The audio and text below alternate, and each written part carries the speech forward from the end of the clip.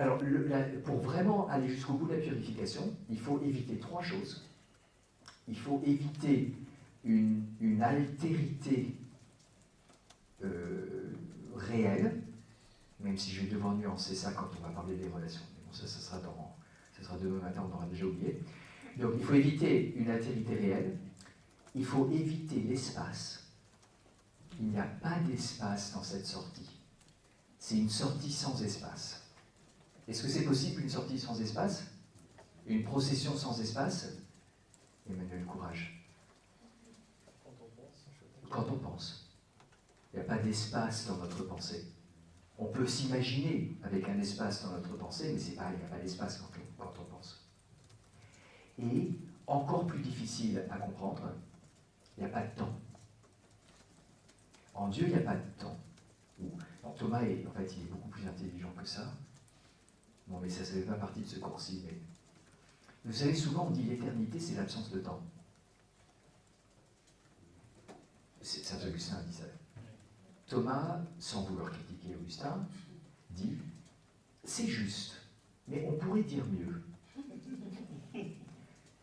L'éternité, c'est la plénitude de tous les temps. » Et c'est intéressant parce que c'est très difficile de comprendre comment le Dieu éternel peut entrer en relation avec les hommes temporels.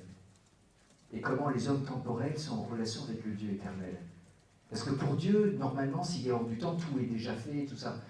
Et Thomas dit, non, c'est pas comme ça qu'il faut penser le temps de Dieu. Il y a un temps de Dieu. Mais c'est juste que c'est la plénitude absolue de tous les temps. Alors, qu'est-ce que ça veut dire? On n'en sait rien, parce que mieux vaut. Mais c'est mieux comme manière de l'exprimer que de dire pas de temps. Et donc, je reviens ici. En tout cas, il n'y a pas de temporalité au sens de changement. Thomas veut vraiment insister là-dessus. Donc, on a une procession sans changement. Est-ce que c'est possible? Est-ce que c'est possible que le Père engendre le Fils? Hors de l'espace, on peut réussir à le penser, mais hors du temps. Alors, pour Thomas, il y a un exemple de notre monde. Ce jeu, c'est qu'il n'avait pas assez de connaissances scientifiques. Donc pour nous, ça ne marche pas. Pour lui, c'est la lumière. Il dit, le soleil brille, il n'y a aucun décalage de temps entre le soleil et le rayon. Oui. Alors, pour lui, il ne savait pas à l'époque que même la lumière a une vitesse. Et pour les gens du Moyen-Âge, la lumière était l'exemple type, dans tous leurs exemples, d'une quelque chose qui est instantané, qui est complètement co-temporel. Donc il dit, comme la lumière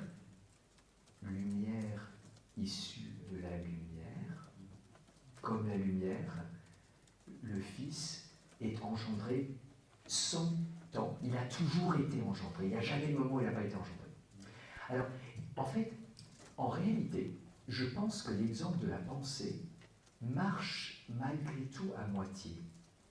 Parce que, bien sûr, votre cerveau existe avant votre pensée. Donc notre cerveau existe avant notre pensée. Par contre, notre intelligence n'existe pas avant notre première pensée.